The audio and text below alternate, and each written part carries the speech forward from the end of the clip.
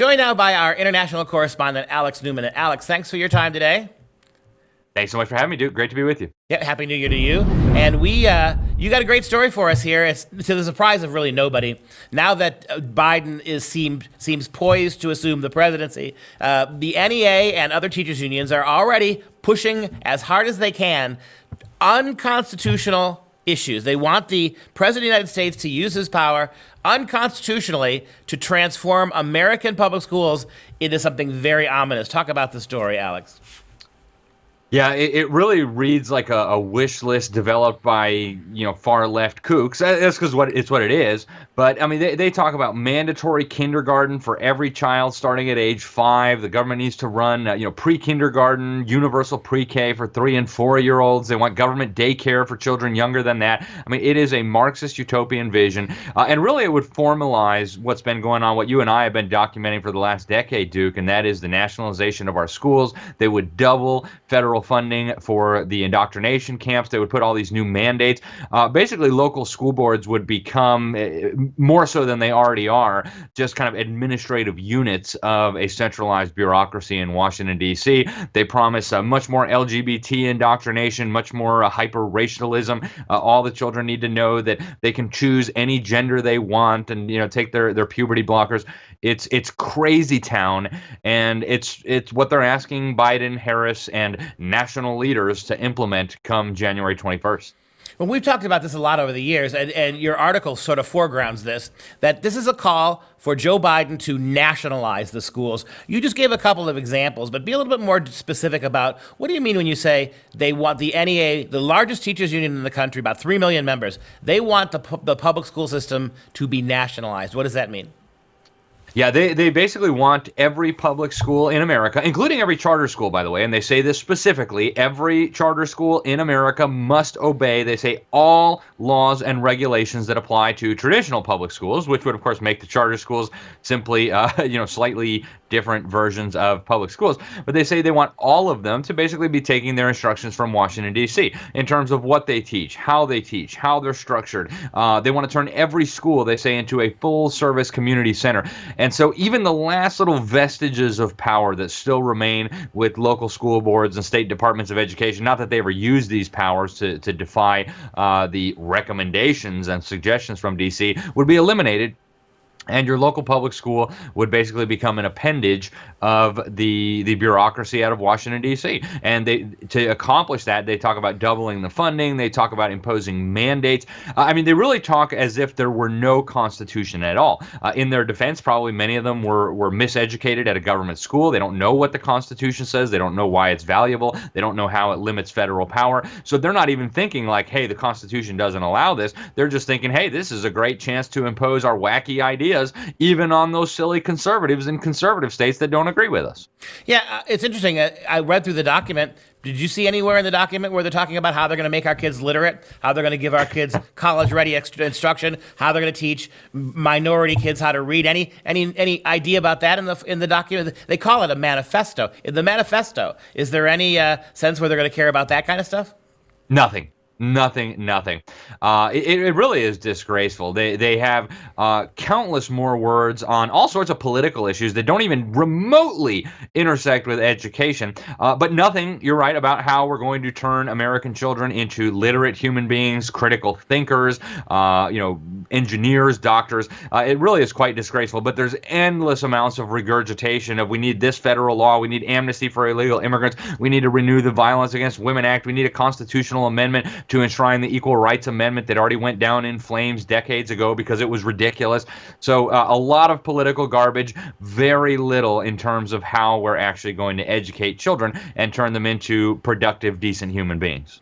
Yeah, it's dangerous for a lot of reasons. One, 10 years ago, you'd have seen a manifesto like this, and you would have rolled your eyes and you knew it never had a chance. Now, you can't be so sure. And what they're certainly telling us is this: if not this year, then soon.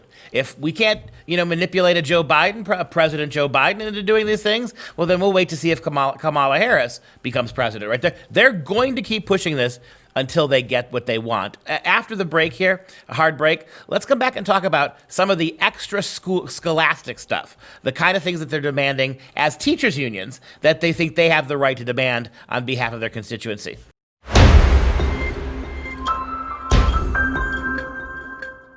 Back again with Alex Newman, our international correspondent. So we've been talking about how the NEA, the National Education Association, the largest teachers union in the country, is making outrageous and Orwellian demands from the incoming Biden administration of what they want. We spent the first segment talking a little bit about how uneducational all of this was, how these demands were all political correctness and all sociological initiatives, more race baiting, more gender baiting.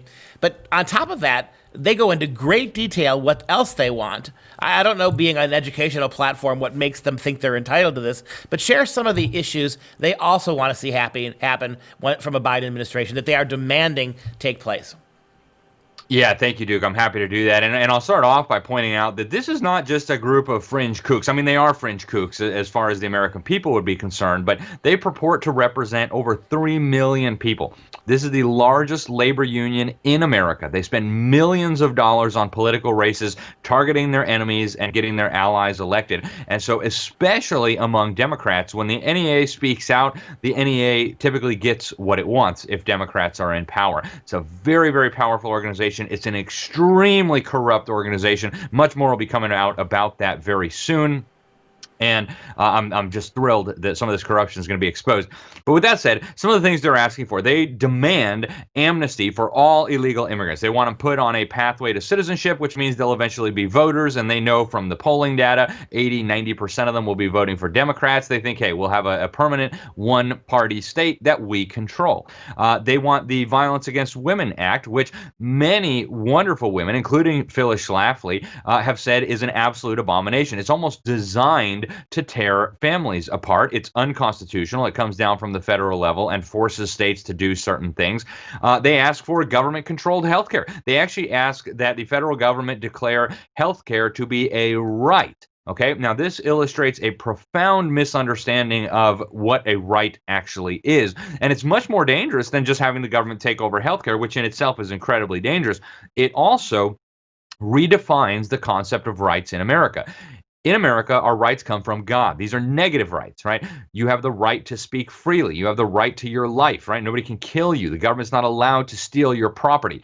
If this NEA vision of what rights should be is adopted, rights will then become things that the government must give you, things that the government must take from others and give to you.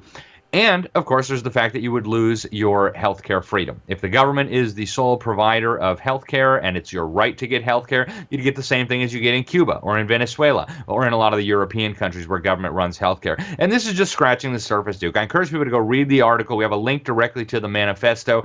It is packed full of unconstitutional, big government, Orwellian, and totalitarian policies that, to quote Barack Hussein Obama, would fundamentally transform the United States of America. Yeah, and if you don't need to go to Cuba to figure out what socialized medicine would do to this country, take a look about how your political betters are handling COVID-19, telling you to lock down, canceling your Christmas, not allowing you to attend church, while they're maskless dancing in Times Square, when they're flying overseas to the Caribbean to enjoy the holiday while you're locked down. They make the laws that you follow and they don't have to. That's how government healthcare works. They have the power to punish people they don't like organized religion, to reward people they do like, Black Lives Matter, no consequence for them out in the streets. You want to see what national healthcare looks like? Look no farther than COVID. That's right. And you know what's interesting too, Duke, is a lot of these idiotic policies have already been tried, not just in Cuba, not just in North Korea, not just in Venezuela, but even in some American states. You've got California, Illinois, and New York that are on the forefront of this idiocy. And you would expect, if these ideas were great, that you would have people flocking from other parts of the country. Please let me into California. Please let me into Illinois. Instead, what you have is a massive exodus. These states are bankrupt. They're falling apart. People are fleeing fleeing to freer states like Florida and Texas. So now they say, hey, let's do it nationally so you have nowhere to run. This is craziness. These people must be restrained. I think their objective is to destroy our country, Duke. You know, it's going to be very interesting to see what happens. I mean, a lot of conservative voices, including ours, said that should Joe Biden become the next president, it was going to be almost incredibly difficult to imagine a situation down the road where you had any Republicans controlling government again.